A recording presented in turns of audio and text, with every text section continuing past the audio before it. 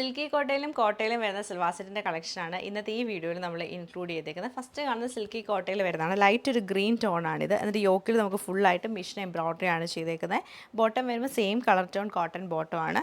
Dupatta silky കോട്ടയിൽ തന്നെ double tone ആയിട്ടായിരിക്കും വരുന്നത്. ഡാർക്ക് ഗ്രീനും ലൈറ്റ് ഗ്രീനും കൂടെ മിക്സ് ചെയ്ത് ആ ഒരു ഷെയ്ഡിലാണ് നമുക്ക് ഈ ഒരു കളർ കോമ്പിനേഷൻ എംബ്രോയ്ഡറി വരുന്നത്.